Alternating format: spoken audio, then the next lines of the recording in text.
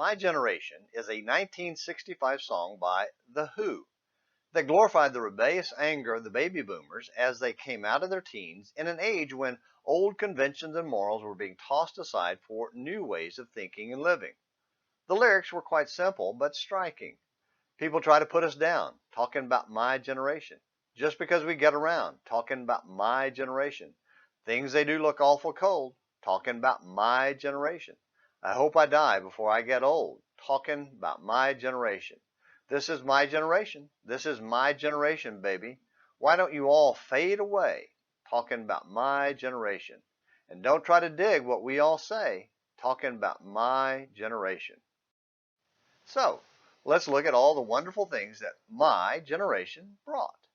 Family breakdown, societal confusion and dissolution, moral collapse, sexually transmitted diseases like AIDS, etc.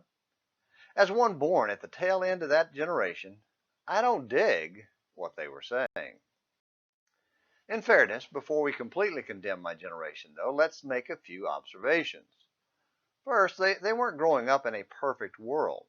For all its good points, America had plenty of flaws. It was not then, is not now, and never will be a Christian nation. So please don't believe or say that it was or is. Understand this, too. The 40s and 50s were filled with sin and hypocrisy. There were plenty of religious men who abused their wives with impunity because society accepted it. Many intelligent, capable women who had worked in important jobs to survive World War II had to go back to lesser roles and be treated like second-class people.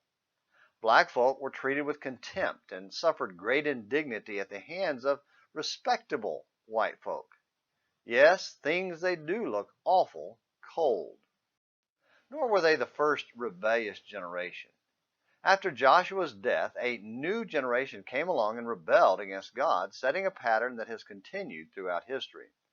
All that generation also were gathered to their fathers, and there arose another generation after them who did not know the Lord, nor yet the work which he had done for Israel.